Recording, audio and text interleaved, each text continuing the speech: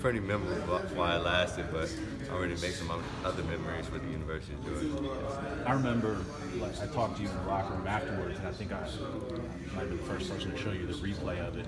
You seemed to think at the time you were offsides, then you see a replay, and it's like, and now how much do you watch the replay or at all? I don't really watch it much other than when other people show me. They made the call, and we just got to live with it and move on to the next season, do the best we can. How many people have asked you about that since the game? Too many. Like, give me. Are we talking 100, 200 text messages, calls? I say about 1,000. Like just off the top, I say about 1,000. Yeah. Did you immediately know? You kind of jumped there at the line, but when the whole play was over, you're like, I wasn't over. Did you go explain that to anybody? Well, I didn't see the replay till after the game. Like he said, he showed me the replay. I didn't know till after the game that really wasn't, but yeah, that's just the way it felt. Are you still at that spot on punt block? I am. Yes, okay. Was there another punt? There were other punts in that game after that? I believe so. Okay. Yes, you don't remember like how many? Being careful about it or? Not really. We didn't. It was a certain play we had set in for that play. Had you had a block during the season?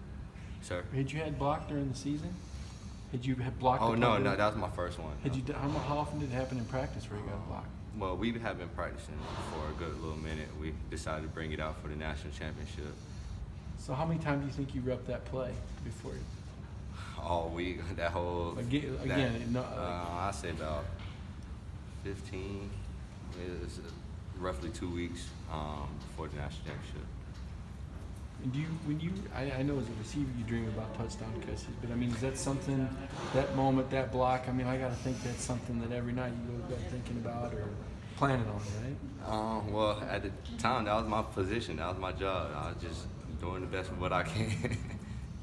You talk about this receiver core a little bit. I mean, so many of you guys, if nothing else, or just the number that are out there. What's the competition like on a day-to-day basis in that group? It's hard. I'm looking at coaches, and we were looking at it yesterday. We don't know who's going to travel because everybody's competing.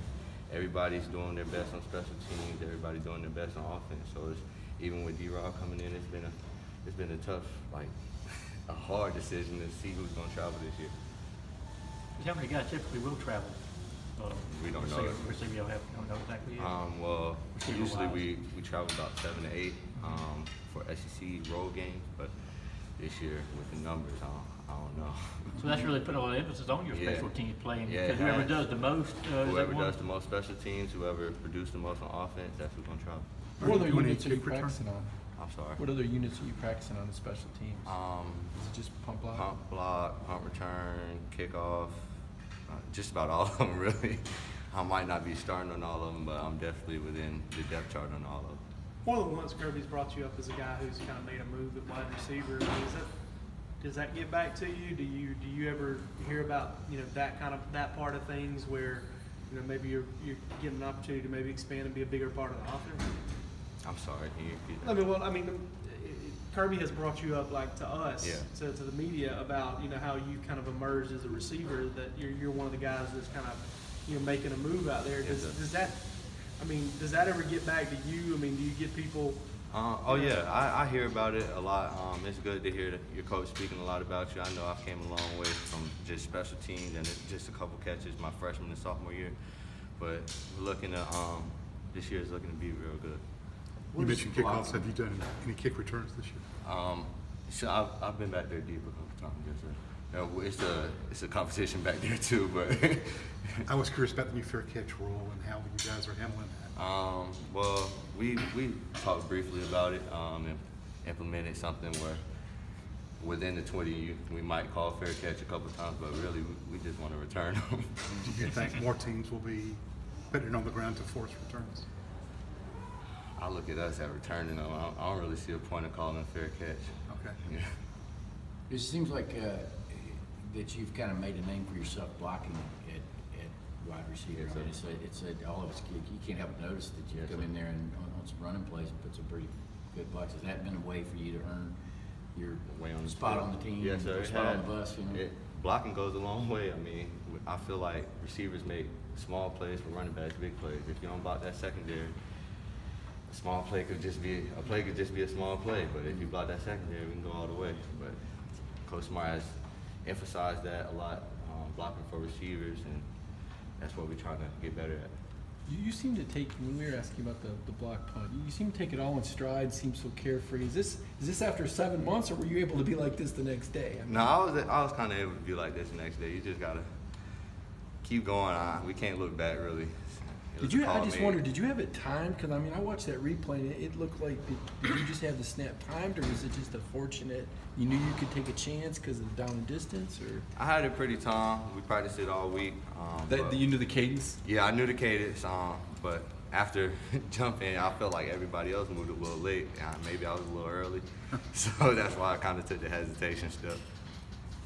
It's probably against NCAA rules, but you asked him if there's any way to monetize that meme. Like, could you get the I can't get the I've heard www. there's T-shirts and everything out now. I can't get anything. Like, humble from yourself with that. Oh yeah, I can't make any money off of it. The more kind of serious note, like, well, not that serious, but Coach Hankton, what kind of difference with him as coach this year? I can't really say it's much of a difference. It's just, well, I can't. It's just a different feeling. Coley, he came from being kind of an OC at his program, and Hankton, he's had a lot of experience at receiver. And I'm trying to think how I word it. I've just had a lot more experience with Hankton, let's put it that way. He recruited me out of Vanderbilt, so Okay. I was a little bit comfortable with Hankton coming in, and as to others probably weren't. The sound of their voice has got to be pretty different too, right?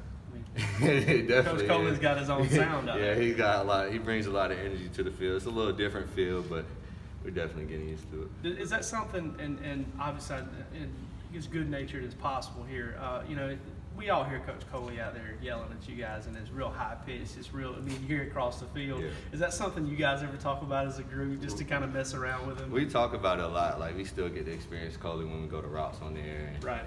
and team periods and stuff, and he still brings that same energy to the team room and everything. But it's definitely a difference between hearing Coley's voice and hearing Hankton's voice every day. Does anybody do a good impression?